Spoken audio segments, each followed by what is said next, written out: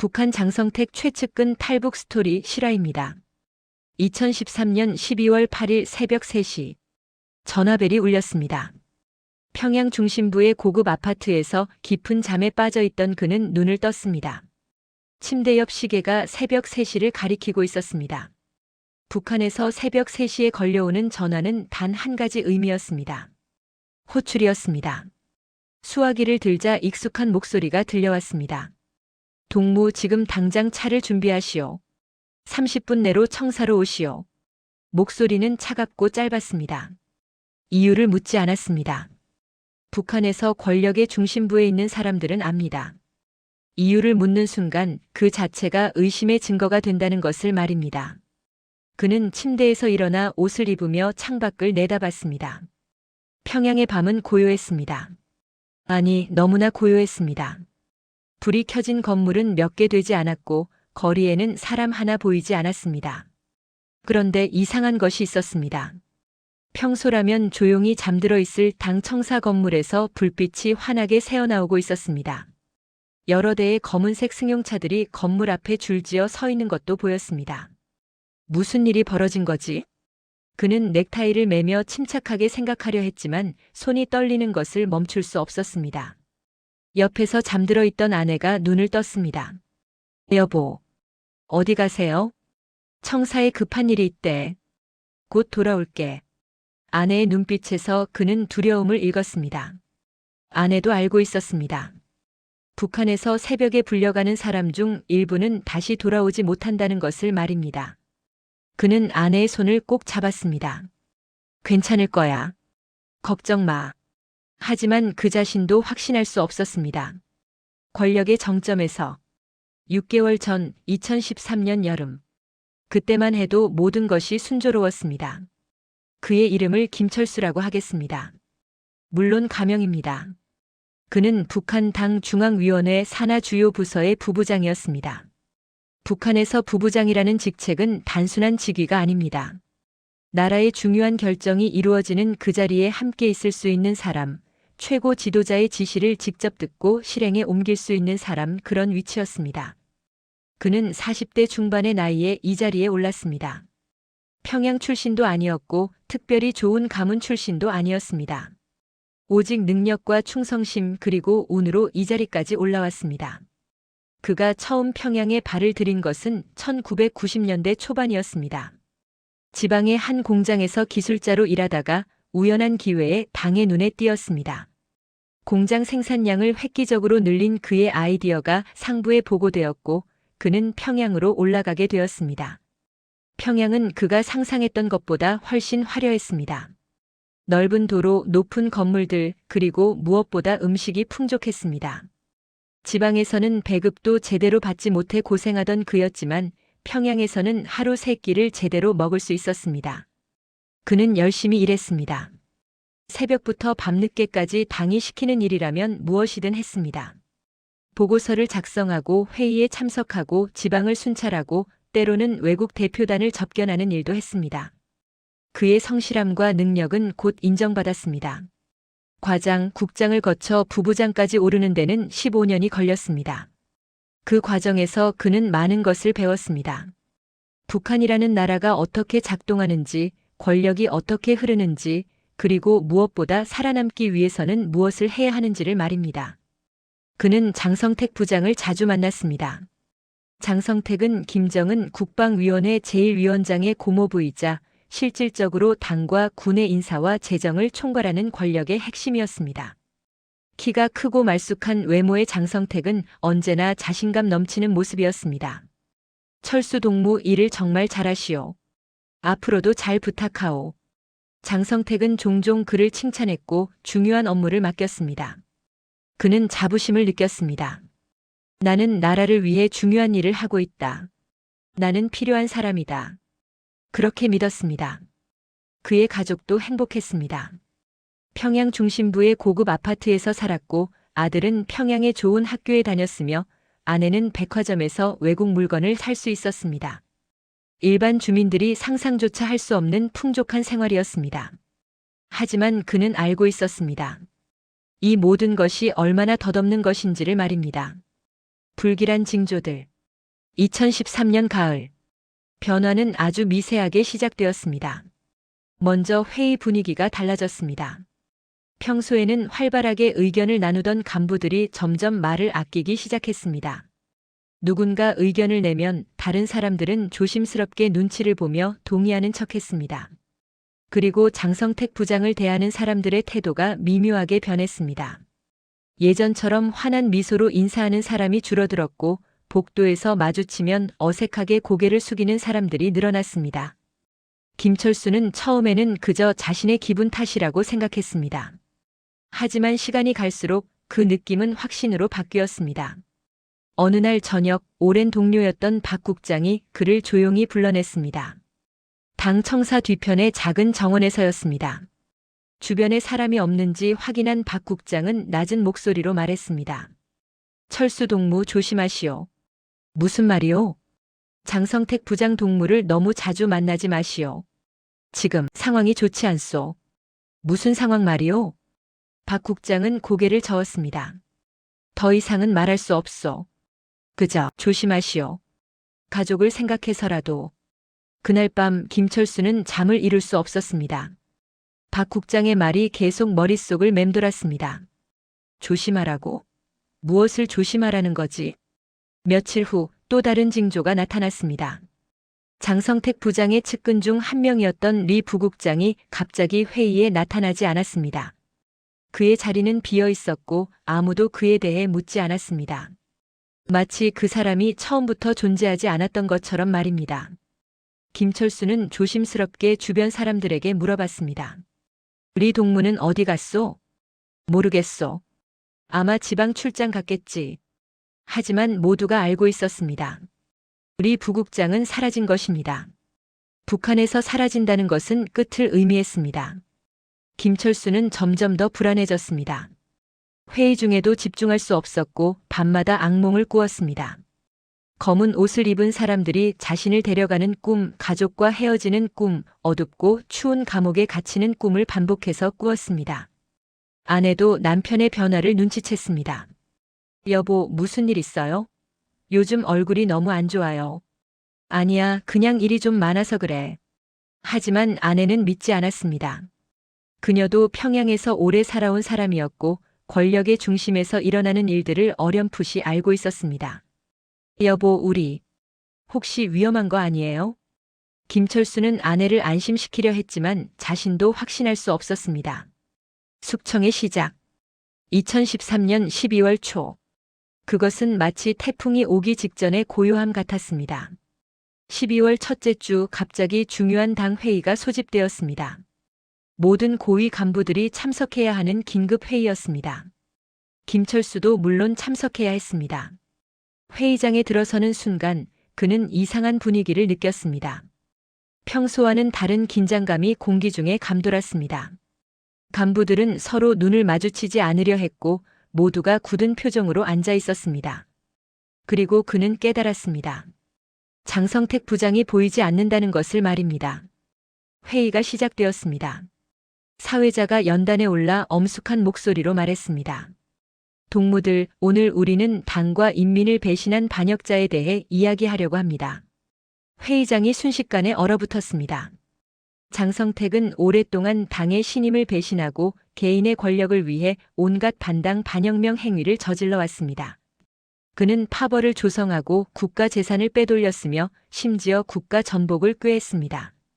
김철수는 믿을 수 없었습니다. 그렇게 권력의 정점에 있던 사람이 지도자의 고모부이자 나라를 실질적으로 움직이던 사람이 하루아침에 반역자가 되다니 말입니다. 하지만 그는 표정을 관리했습니다. 놀라거나 당황하는 모습을 보여서는 안 됐습니다. 그저 다른 사람들처럼 분노한 표정을 지으며 고개를 끄덕였습니다. 장성택과 관련된 모든 사람들은 스스로를 돌아보고 당에 충성을 다해야 할 것입니다. 우리는 이 반역자와 한패거리였던 자들을 가차없이 처단할 것입니다. 그 순간 김철수의 등줄기를 차가운 땀이 흘러내렸습니다. 장성택과 관련된 모든 사람들이라는 말이 그의 귀에 울렸습니다. 그는 장성택과 가까이 일했던 사람이었습니다. 그의 지시를 받았고 함께 회의를 했으며 심지어 개인적으로 저녁을 함께 먹은 적도 있었습니다. 회의가 끝나고 간부들이 하나둘 회의장을 떠났습니다. 김철수도 일어나려는데 누군가 그의 어깨를 툭 쳤습니다. 돌아보니 보위부의 한 간부였습니다. 김철수 동무, 잠깐 이야기 좀 합시다. 김철수의 심장이 쿵쾅거렸습니다. 하지만 그는 침착하게 따라갔습니다. 작은 회의실로 안내된 김철수 앞에 보위부 간부가 앉았습니다. 김동무, 장성택과 어떤 관계였소? 업무상 필요한 보고를 하고 지시를 받았을 뿐입니다. 그 외에 개인적인 만남은 없었소? 당의 업무를 위해서만 만났습니다. 보위부 간부는 김철수를 오랫동안 빤히 쳐다봤습니다. 그 시선이 그의 영혼까지 들여다보는 것 같았습니다. 알겠소. 만약 기억나는 것이 있으면 즉시 보고하시오. 지금은 충성심을 증명해야 할 때요. 알겠습니다. 김철수는 회의실을 나왔습니다. 다리에 힘이 풀렸지만 그는 천천히 걸으며 평정을 유지했습니다. 그날 저녁 집에 돌아온 김철수는 아내에게 조용히 말했습니다. 여보, 우리 곧 큰일이 일어날지도 몰라. 아내의 얼굴이 창백해졌습니다. 어떻게 해야 해요? 지금은 아무것도 할 수 없어. 그저 조용히 지내고 평소처럼 행동하는 수밖에. 하지만 그들 모두 알고 있었습니다. 이것이 시작에 불과하다는 것을 말입니다. 공포의 나날들. 2013년 12월 중순. 장성택의 공개 처형 소식이 전해졌습니다. 국영방송은 연일 장성택의 범죄를 고발했습니다. 그가 얼마나 나쁜 사람이었는지, 어떻게 당과 인민을 배신했는지를 낱낱이 보도했습니다. 그리고 마침내 그가 처형되었다는 소식이 전해졌습니다. 김철수는 텔레비전 앞에 앉아 뉴스를 봤습니다. 화면 속의 아나운서는 흥분한 목소리로 말했습니다. 반당 반혁명 종파분자 장성택은 마땅한 대가를 치렀습니다. 우리 당과 인민의 위협을 방해하려 한 그의 음모는 철저히 분쇄되었습니다. 김철수는 텔레비전을 끄고 창밖을 내다봤습니다. 평양의 거리는 평온해 보였습니다. 사람들은 여전히 출근하고 버스는 다니고 아이들은 학교에 갔습니다. 하지만 그는 알았습니다. 이 평온함 뒤에 얼마나 많은 공포가 숨어 있는지를 말입니다. 그날부터 사람들이 하나둘씩 사라지기 시작했습니다. 장성택과 가까웠던 간부들, 그의 지시를 받았던 사람들, 심지어 그와 친척 관계에 있던 사람들까지 모두 숙청 대상이 되었습니다. 매일 아침 출근할 때마다 김철수는 누군가의 자리가 비어 있는 것을 발견했습니다.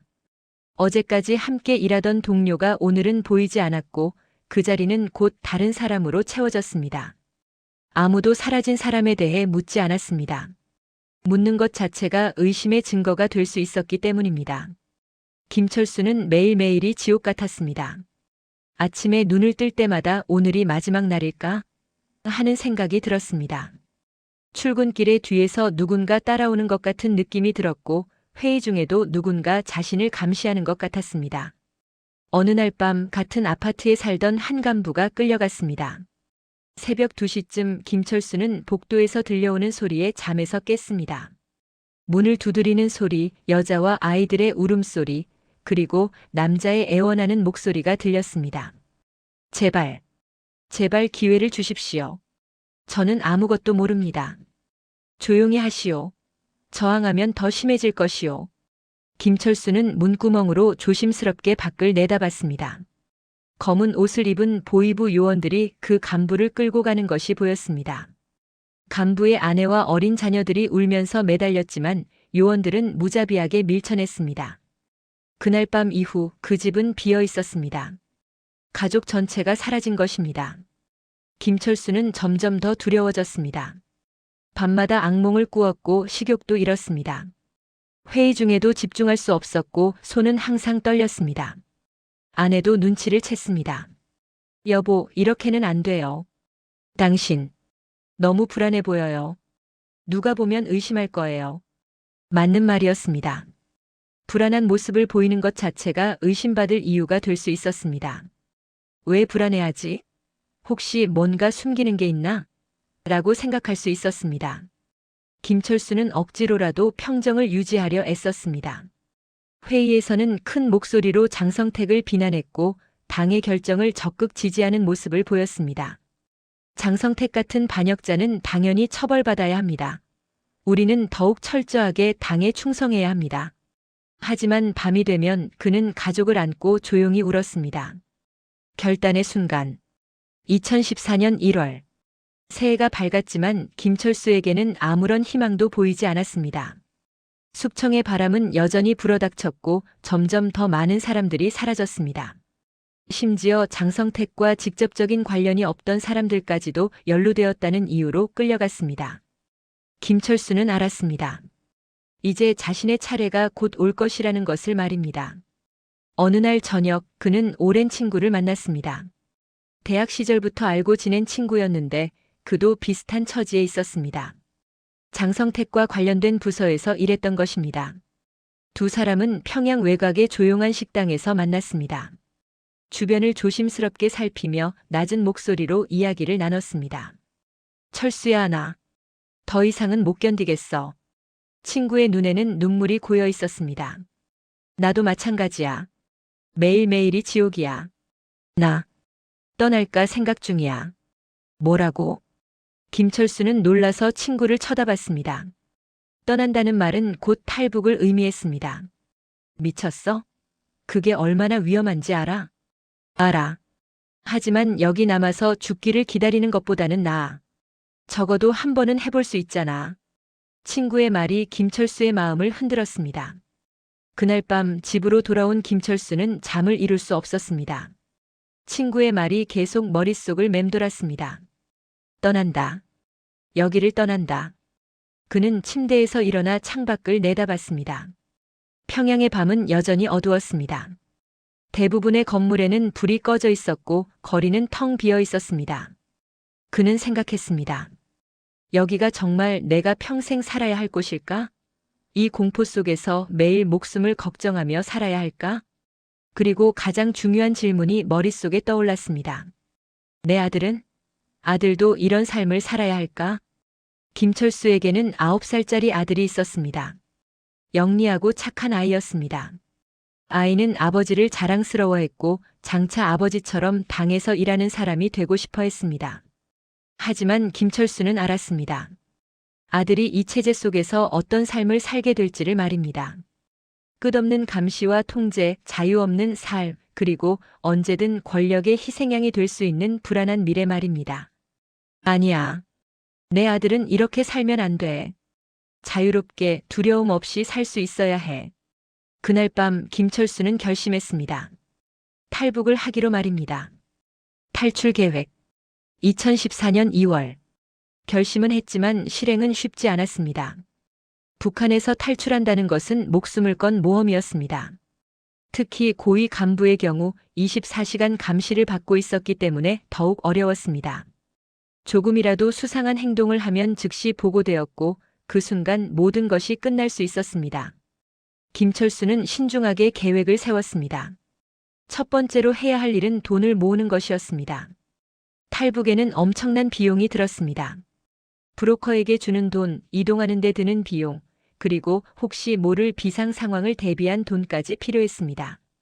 다행히 김철수는 고위 간부였기 때문에 어느 정도 재산이 있었습니다. 하지만 그것을 현금으로 바꾸는 것이 문제였습니다.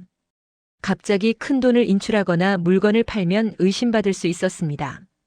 그는 조금씩 조심스럽게 돈을 모았습니다.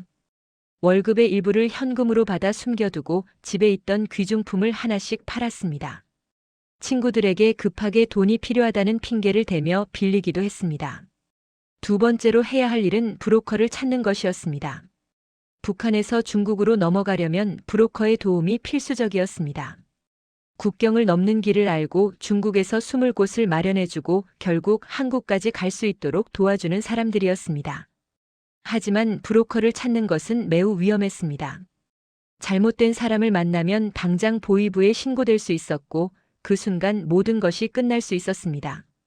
김철수는 조심스럽게 수소문했습니다. 오래 알고 지낸 친구 중에 한 명이 국경 지역과 연결이 있다는 것을 알고 있었습니다. 그 친구를 통해 간접적으로 브로커에게 연락을 취했습니다. 정말로 떠나실 생각이십니까? 브로커는 전화로 조심스럽게 물었습니다. 그렇소. 하지만 가족과 함께여야 하오. 가족과 함께라면 비용이 상당히 들 것입니다. 그리고 위험도 더 크고요. 얼마나 필요하오? 브로커가 제시한 금액은 엄청났습니다. 김철수가 모은 돈의 거의 2배였습니다. 그렇게까지 필요하오? 평양에서 국경까지 가는 것만 해도 쉽지 않습니다. 게다가 고위 간부 동무께서는 특별히 조심해야 하니까요. 돈이 더 들 수밖에 없습니다. 김철수는 고민했습니다. 하지만 다른 선택지가 없었습니다. 알겠소. 그 돈을 마련하겠소. 한 가지 더 동무. 이 일은 절대 비밀이어야 합니다. 부인 외에는 누구에게도 말하면 안 됩니다. 심지어 아들에게도 말입니다. 아들에게도? 네. 아이는 실수할 수 있습니다. 학교에서 친구들에게 무심코 한마디라도 하면 끝입니다. 김철수는 가슴이 아팠지만 브로커의 말이 맞다는 것을 알았습니다. 그날부터 김철수와 아내는 더욱 조심스럽게 행동했습니다. 평소처럼 일하고 평소처럼 웃고 평소처럼 생활했습니다. 하지만 밤이 되면 두 사람은 조용히 탈출 계획을 짰습니다. 언제 떠날 거예요? 브로커가 준비되면. 아마 2달 안에는. 정말 할 수 있을까요? 해야 해. 우리에게는 다른 선택이 없어. 마지막 날들. 2014년 4월. 드디어 그날이 다가왔습니다. 브로커로부터 연락이 왔습니다. 모든 준비가 끝났고 이번 주말에 출발해야 한다는 것이었습니다. 이번 주말에 국경 지역에서 큰 행사가 있습니다. 경비가 그쪽으로 쏠릴 겁니다. 그때가 기회입니다. 김철수는 떨리는 손으로 전화를 끊었습니다. 드디어. 정말로 가는구나. 그는 직장에 지방 출장을 간다고 신청했습니다. 다행히 허가가 떨어졌습니다. 가족 동반 출장이라고 했는데 이것도 승인되었습니다. 아마 마지막으로 가족과 함께 시간을 보내려는 것으로 생각했을 것입니다. 출발 전날 밤 김철수는 아들을 불렀습니다. 아들아, 내일부터 우리 여행 가는 거 알지? 네, 아빠. 정말 기대돼요. 아빠가 하는 말 잘 듣고 절대 혼자 돌아다니면 안 된다. 알았지? 네, 아빠. 아들은 순진하게 웃었습니다. 이것이 단순한 여행이 아니라는 것을, 다시는 평양으로 돌아오지 않을 것이라는 것을 아들은 몰랐습니다. 김철수는 아들을 꼭 안았습니다. 미안하다, 아들아. 하지만 이게 우리 모두를 위한 길이야. 그날 밤 김철수는 평양의 밤을 마지막으로 바라봤습니다. 40년 넘게 살아온 이곳, 권력의 정점까지 올라갔던 이곳을 이제 영원히 떠나는 것입니다. 창밖으로 보이는 평양의 불빛들, 멀리 보이는 주체 사상탑, 그리고 김일성 광장. 모든 것이 마지막이었습니다. 잘 있어라, 평양. 나는 이제 자유를 찾아 떠난다. 다음 날 아침 김철수 가족은 기차에 올랐습니다. 평양에서 북쪽 국경 지역으로 가는 기차였습니다. 기차 안에서 김철수는 창밖을 바라봤습니다. 산과 들, 작은 마을들이 지나갔습니다. 가난한 사람들이 밭에서 일하는 모습이 보였고 삭막한 풍경이 계속되었습니다. 이것이 진짜 북한이구나. 평양은 그저 쇼윈도우였을 뿐이야. 기차는 하루 종일 달렸고 저녁 무렵에야 목적지에 도착했습니다. 작은 국경 도시였습니다. 브로커가 약속한 숙소로 갔습니다. 낡은 집이었지만 그곳에서 하룻밤을 보내야 했습니다. 밤이 깊어지자 브로커가 나타났습니다. 준비하십시오. 자정에 출발합니다. 김철수는 고개를 끄덕였습니다. 아내는 두려움에 떨고 있었고 아들은 무슨 일이 벌어지는지도 모른 채 잠들어 있었습니다. 자정이 되었습니다. 이제 갑니다. 절대 소리 내지 마시고 제 뒤를 따라오십시오. 브로커의 말에 김철수 가족은 조용히 집을 나섰습니다. 밤은 깜깜했고 별빛만이 희미하게 길을 비췄습니다. 그들은 산길을 걸었습니다. 가파르고 험한 길이었습니다. 아들을 등에 업고 걸었는데 아이가 깨어나 물었습니다. 아빠, 우리 어디 가요? 조용히 해, 아들아. 곧 알게 될 거야. 1시간쯤 걸었을까 그들은 강가에 도착했습니다. 압록강이었습니다. 저 건너가 중국입니다. 지금 물이 얕으니 건널 수 있습니다. 하지만 조심하십시오. 순찰대가 지나갈 수 있습니다. 김철수는 강을 바라봤습니다. 어둠 속에서 강물이 흐르는 소리가 들렸습니다. 저 강을 건너면 나는 더 이상 북한 사람이 아니게 되는구나. 국경을 넘다. 2014년 4월 어느 날 밤, 압록강의 물은 차가웠습니다. 김철수는 아들을 등에 업고 강으로 들어갔습니다. 물이 무릎까지 차올랐고 곧 허리까지 차올랐습니다. 강바닥의 돌들은 미끄러웠고 물살은 생각보다 강했습니다. 조심하세요. 넘어지면 안 됩니다. 브로커가 뒤에서 조용히 외쳤습니다. 아내도 그의 뒤를 따라 강에 들어왔습니다. 그녀는 무서워서 떨고 있었지만 이를 악물고 걸었습니다. 한 걸음 한 걸음. 시간이 멈춘 것 같았습니다. 몇 미터밖에 안 되는 거리였지만 영원처럼 느껴졌습니다. 갑자기 아들이 말했습니다. 아빠, 저기 불빛이 있어요. 김철수는 돌아봤습니다. 멀리서 손전등 불빛이 보였습니다. 순찰대였습니다. 빨리 건너야 합니다. 브로커가 급하게 소리쳤습니다. 김철수는 있는 힘을 다해 걸었습니다. 물살에 밀려 비틀거렸지만 넘어지지 않았습니다. 아내도 그의 뒤를 따라 필사적으로 강을 건넜습니다. 거기 서라. 뒤에서 소리가 들렸습니다. 순찰대가 그들을 발견한 것입니다. 빨리. 거의 다 왔습니다. 브로커가 외쳤습니다. 총소리가 울렸습니다.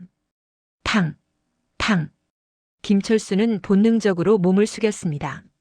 하지만 걸음을 멈추지 않았습니다.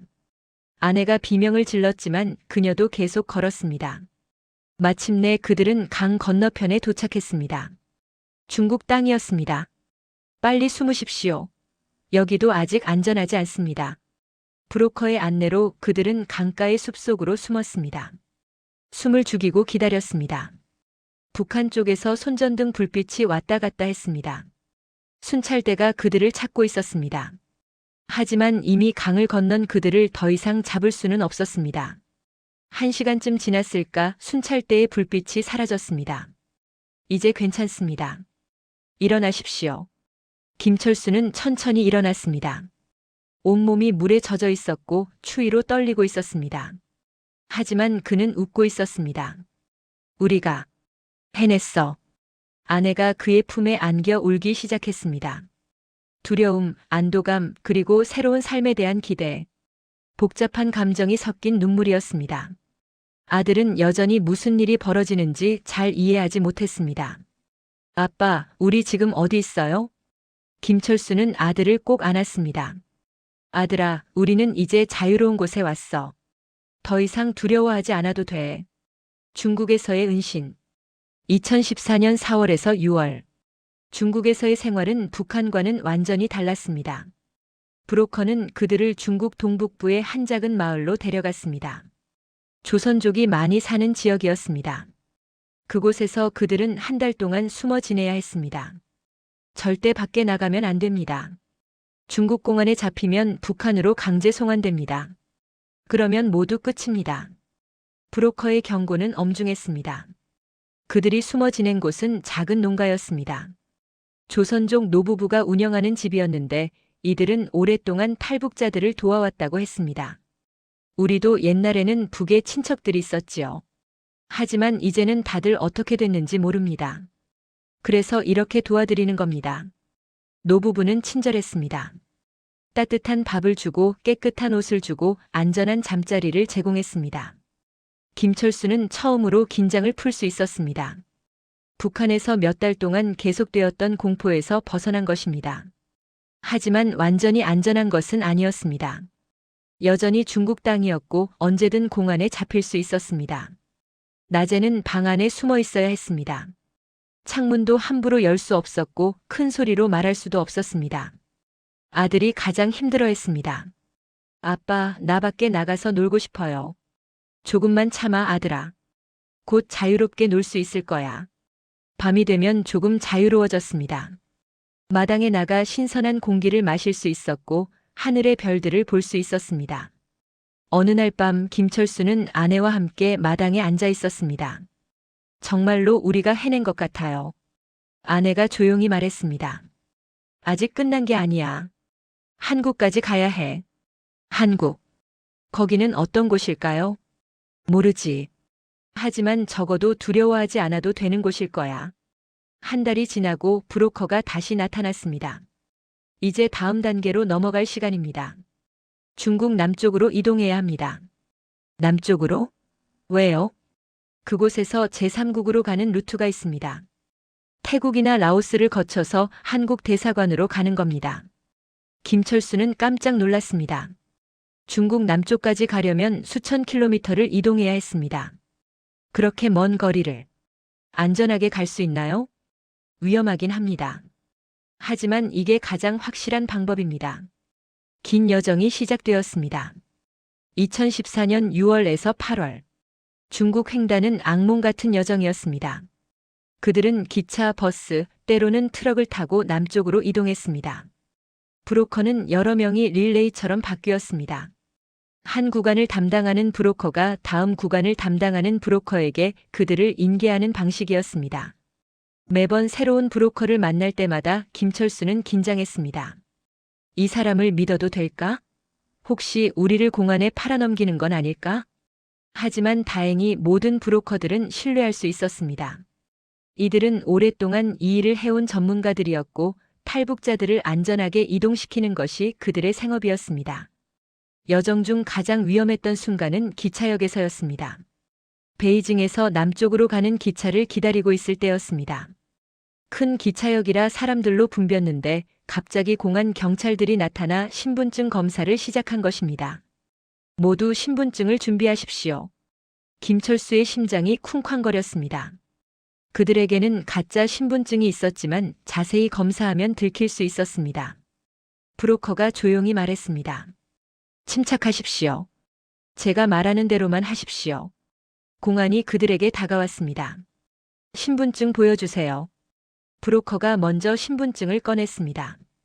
우리는 친척 결혼식에 가는 길입니다. 이 사람들은 제 사촌들입니다. 공안은 신분증을 자세히 살펴봤습니다. 김철수의 이마에 식은땀이 흘렀습니다. 조선족입니까? 네, 그렇습니다. 말투가 좀 이상한데요? 브로커가 태연하게 웃었습니다. 우리 고향 사투리가 좀 있습니다. 공안은 의심스러운 눈초리로 그들을 바라봤습니다. 김철수는 숨조차 제대로 쉴 수 없었습니다. 몇 초가 영원처럼 느껴졌습니다. 마침내 공안이 신분증을 돌려주었습니다. 됐습니다. 가세요. 김철수는 거의 쓰러질 뻔했습니다. 다리에 힘이 풀렸지만 억지로 걸었습니다. 기차에 올라타고 나서야 그는 안도의 한숨을 쉬었습니다. 정말 죽는 줄 알았어요. 아내가 떨리는 목소리로 말했습니다. 이제 절반은 왔습니다. 조금만 더 참으십시오. 브로커가 말했습니다. 기차는 계속 남쪽으로 달렸습니다. 창밖으로 중국의 광활한 풍경이 펼쳐졌습니다. 높은 산들, 넓은 평야, 큰 도시들. 모든 것이 북한과는 달랐습니다. 세상은 이렇게 넓구나. 우리는 그동안 얼마나 작은 세상에 갇혀 있었던 거지. 일주일 후 그들은 중국 남부에 도착했습니다. 다시 한 달 동안 숨어 지내야 했습니다. 그리고 마침내 다음 단계로 넘어갈 시간이 왔습니다. 이제 라오스로 넘어갈 것입니다. 거기서 한국 대사관의 도움을 받을 수 있습니다. 자유를 향한 마지막 고비. 2014년 9월. 라오스로 가는 길은 또 다른 시련이었습니다. 그들은 다시 산을 넘어야 했습니다. 중국과 라오스 사이의 국경은 험난한 산악 지형이었습니다. 밤중에 출발했습니다. 이번에는 여러 가족이 함께였습니다. 모두 10명 정도 되는 탈북자들이 함께 이동했습니다. 조용히 하십시오. 국경 경비대가 있습니다. 가이드가 앞장서서 걸었습니다. 산길은 가파르고 미끄러웠습니다. 아들은 이제 너무 커서 업을 수 없었고 스스로 걸어야 했습니다. 하지만 아이는 힘들어했습니다. 아빠, 더 이상 못 가겠어요. 조금만 더 힘내, 아들아. 거의 다 왔어. 하지만 사실 아직 한참이나 남아 있었습니다. 5시간을 걸었을 때 그들은 국경에 도착했습니다. 철조망이 있었지만 곳곳에 구멍이 나 있었습니다. 빨리 지나가십시오. 한 명씩. 그들은 하나씩 철조망을 통과했습니다. 김철수가 먼저 지나가고 아들을 도와주고 마지막으로 아내가 지나갔습니다. 이제 라오스입니다. 여기서는 조금 안전합니다. 가이드가 말했습니다. 하지만 여정은 아직 끝나지 않았습니다. 라오스의 수도 비엔티안까지 가야 했고 거기서 한국 대사관을 찾아가야 했습니다. 이틀 후 그들은 비엔티안에 도착했습니다. 더운 열대 도시였고 낯선 언어와 문화가 그들을 맞이했습니다. 저기가 한국 대사관입니다. 가이드가 가리킨 곳에 태극기가 걸려 있었습니다. 김철수는 그 순간 눈물이 났습니다. 태극기. 대한민국의 국기. 그것은 자유를 상징하는 것이었습니다. 여기서 저는 작별해야 합니다. 행운을 빕니다. 가이드가 손을 내밀었습니다. 김철수는 그의 손을 꼭 잡았습니다. 감사합니다. 당신이 없었다면 우리는 여기까지 오지 못했을 겁니다. 아닙니다. 당신들의 용기가 여기까지 온 것입니다. 김철수 가족은 대사관 문을 두드렸습니다. 문이 열렸고 한국 외교관이 나타났습니다. 어서 오십시오. 북한에서 오신 분들이시죠? 그 순간 김철수는 더 이상 참을 수 없었습니다. 그는 그 자리에서 무릎을 꿇고 울기 시작했습니다. 5개월간의 긴 여정, 끝없는 두려움, 그리고 마침내 찾아온 안전. 모든 감정이 한꺼번에 터져 나왔습니다. 괜찮습니다. 이제 안전합니다. 여기는 대한민국 영토나 마찬가지입니다. 외교관이 그를 일으켜 세웠습니다. 대한민국으로. 2014년 10월. 대사관에서 일주일을 보낸 후 그들은 한국행 비행기에 올랐습니다. 생애 첫 비행기였습니다. 김철수는 창밖을 내다보며 구름 위를 나는 신기한 경험을 했습니다. 이렇게 높이 날 수 있다니. 세상에는 내가 모르는 것이 얼마나 많을까? 5시간 후 비행기는 인천공항에 착륙했습니다. 공항을 나서는 순간 김철수는 압도당했습니다. 엄청난 규모의 공항, 수많은 사람들, 화려한 가게들, 그리고 무엇보다 자유로운 분위기. 와, 진짜 다른 세상이네요. 아내가 감탄했습니다. 그들은 하나원으로 이송되었습니다. 하나원은 북한 이탈 주민들이 한국 사회에 적응할 수 있도록 도와주는 교육시설이었습니다. 거기서 3개월 동안 교육을 받았습니다. 한국의 정치 시스템, 경제 시스템, 사회제도, 그리고 일상생활에 필요한 것들을 배웠습니다. 처음에는 모든 것이 낯설었습니다. 신용카드가 뭡니까? 은행 계좌는 어떻게 만듭니까? 스마트폰은 어떻게 사용합니까? 북한에서 고위 간부였던 김철수도 이런 기본적인 것들을 몰랐습니다. 북한에서의 경험은 한국에서 아무 쓸모가 없었습니다. 하지만 그는 열심히 배웠습니다. 새로운 삶을 시작하기 위해서는 배워야 했습니다. 아들은 적응이 빨랐습니다. 다른 탈북 아이들과 금방 친해졌고 한국어도 빨리 익혔습니다. 아빠, 여기는 정말 좋아요.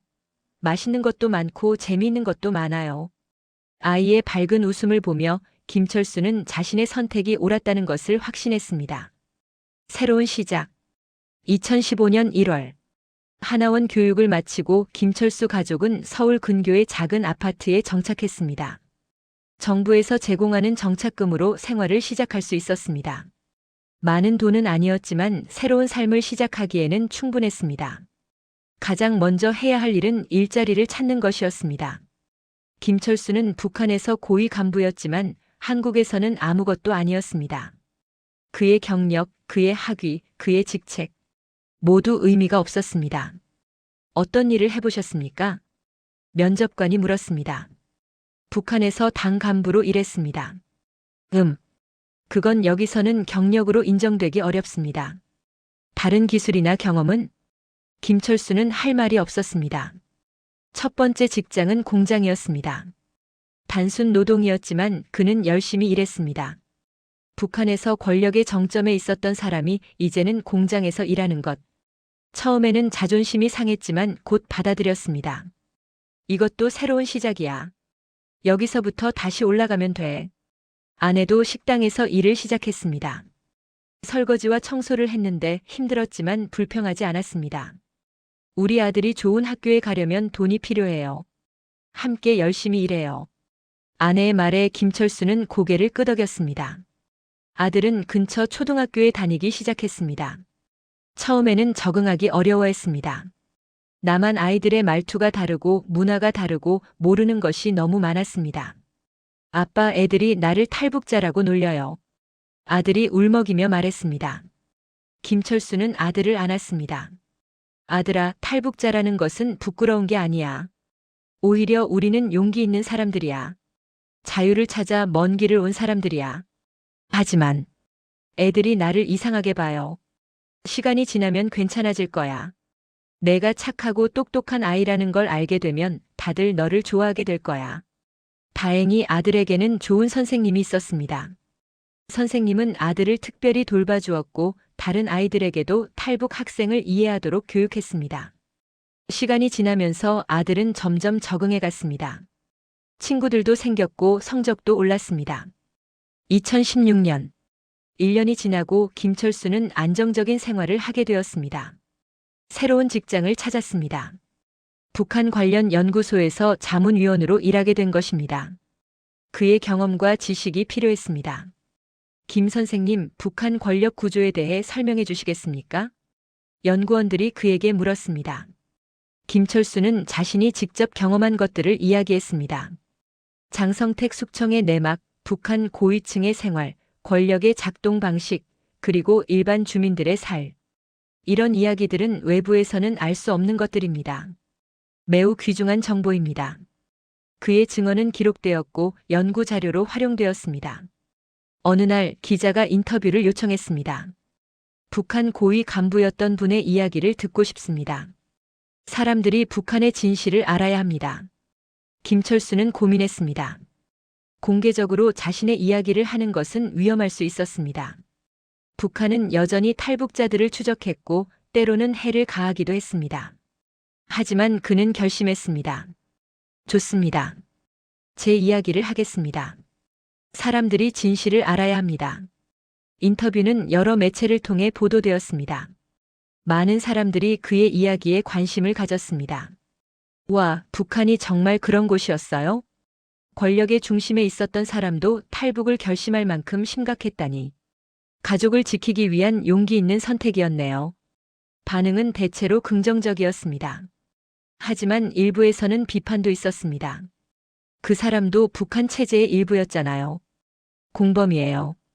고위 간부로서 누렸던 특권은 어떻게 생각하나요? 김철수는 이런 비판을 받아들였습니다.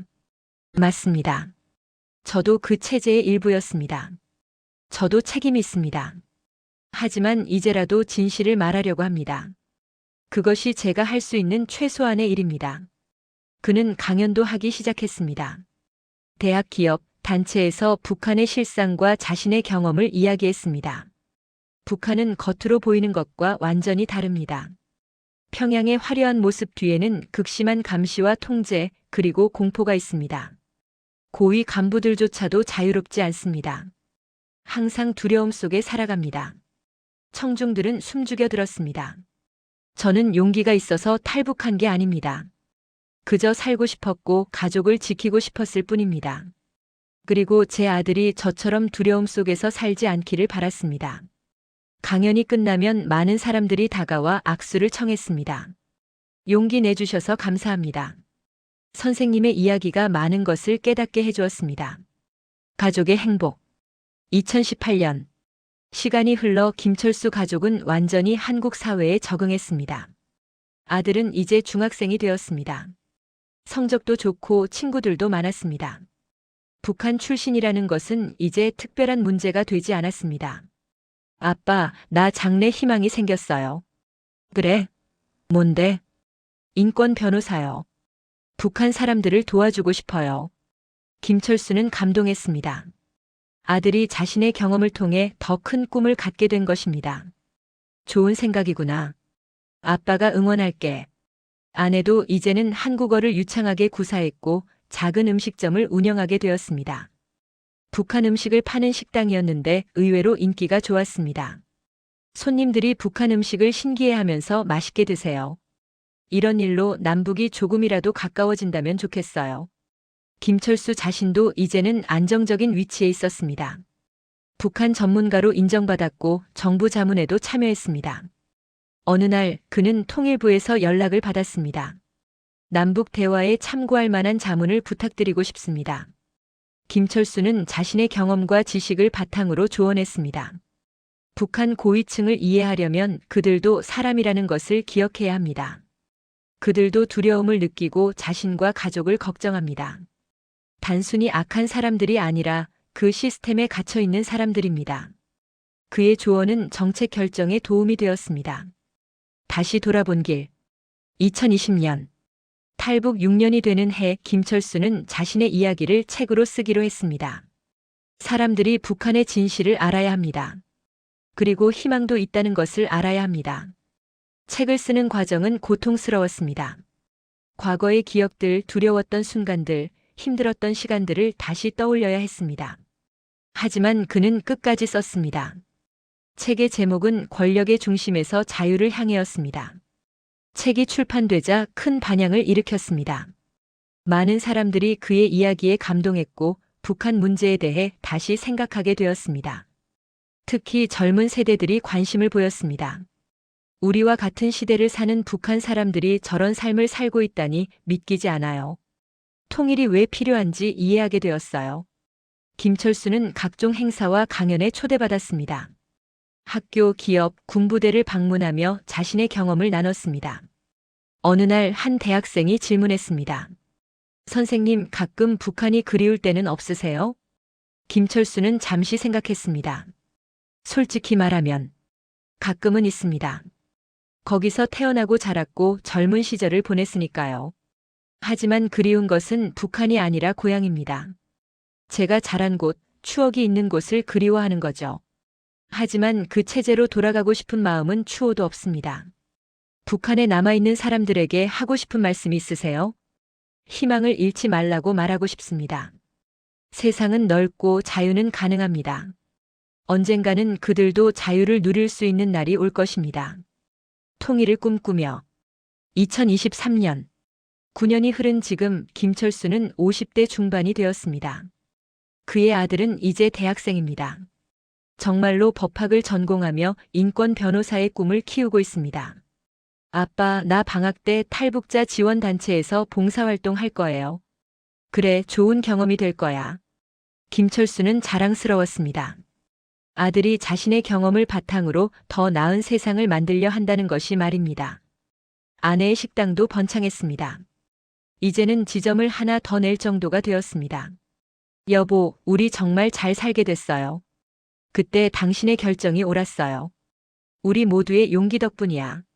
김철수는 여전히 북한 문제에 관심을 가지고 활동하고 있습니다. 최근에는 탈북자 정착 지원 단체를 만들어 새로운 탈북민들을 돕고 있습니다. 제가 처음 왔을 때 얼마나 힘들었는지 압니다. 모든 것이 낯설고 두렵고 막막했죠. 그래서 새로 오시는 분들을 도와드리고 싶습니다. 그는 새 탈북민들에게 자신의 경험을 나누고 실질적인 도움을 제공합니다. 일자리를 찾아주고 주거를 지원하고 때로는 심리적인 상담도 해줍니다. 김 선생님 덕분에 제가 여기 적응할 수 있었습니다. 아닙니다. 당신 스스로의 힘입니다. 저는 그저 조금 도와드렸을 뿐입니다. 어느 날 한 탈북민이 김철수를 찾아왔습니다. 선생님, 혹시 저를 기억하십니까? 김철수는 그 사람을 보고 놀랐습니다. 북한에서 함께 일했던 동료였습니다. 박동모. 아니, 박 선생님. 두 사람은 감격스럽게 포옹했습니다. 당신도 나왔군요. 네, 선생님 이야기를 듣고 용기를 냈습니다. 선생님이 하실 수 있다면 저도 할 수 있다고 생각했습니다. 그날 두 사람은 밤늦게까지 이야기를 나눴습니다. 북한에서의 기억, 탈북 과정, 그리고 새로운 삶에 대한 이야기를. 자유의 의미. 2024년. 김철수는 창밖을 바라봅니다. 서울의 야경이 눈부십니다. 수많은 불빛들, 자유롭게 오가는 사람들, 밤늦게까지 활기찬 거리. 10년 전 평양의 어두운 밤과는 너무나 다릅니다. 그는 생각합니다. 자유란 무엇일까? 자유는 두려움 없이 잠들 수 있는 것입니다. 자유는 내일을 걱정하지 않아도 되는 것입니다.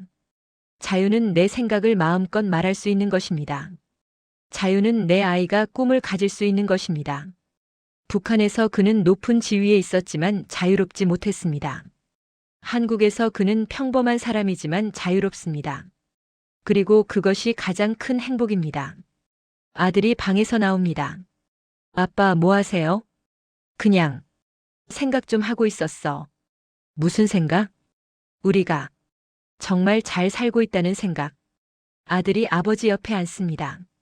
아빠 가끔 궁금해요. 만약 북한에 그대로 있었다면 어땠을까? 김철수는 아들을 바라봅니다. 우리는 아마 여전히 두려움 속에 살고 있었을 거야. 나는 여전히 숙청을 걱정하고 너는 자유롭게 꿈꿀 수 없었을 거야. 그럼 아빠는 후회 안 하세요? 거기서의 지위나 권력 같은 거요. 전혀. 그 모든 것보다 이 순간이 더 소중해. 너와 엄마와 함께 두려움 없이 살 수 있는 이 순간이 말이야. 아들이 아버지의 어깨에 기댑니다. 아빠 사랑해요. 그리고 용기 내주셔서 감사해요. 김철수는 아들을 꼭 안습니다. 나도 사랑한다, 아들아. 이 이야기는 한 사람의 탈북기를 넘어 자유를 향한 인간의 의지를 보여줍니다. 북한에는 여전히 2,500만 명이 살고 있습니다. 그들 중 많은 이들이 자유를 꿈꾸지만 실행에 옮길 수 없습니다. 두려움 때문에, 가족 때문에, 방법을 몰라서입니다. 하지만 김철수 같은 사람들의 이야기는 희망을 줍니다. 불가능해 보이는 일도 용기를 내면 가능하다는 것을, 새로운 삶은 언제든 시작할 수 있다는 것을 보여줍니다. 우리는 이들의 이야기에 귀 기울여야 합니다. 그리고 언젠가 한반도의 진정한 자유가 찾아오는 그날을 준비해야 합니다. 그날이 오면 김철수는 다시 고향 땅을 밟을 것입니다. 하지만 이번에는 두려움이 아니라 희망을 안고 자유인으로서 말입니다. 그리고 그는 말할 것입니다. 나는 오랫동안 두려움 속에 살았습니다. 하지만 이제는 더 이상 무서워하지 않습니다. 왜냐하면 진실을 말할 수 있는 곳에 왔기 때문입니다. 그리고 이제 여기도 그런 곳이 되었습니다. 긴 시간 시청해 주셔서 감사합니다. 구독, 좋아요는 더 좋은 영상 제작에 힘이 됩니다. 감사합니다.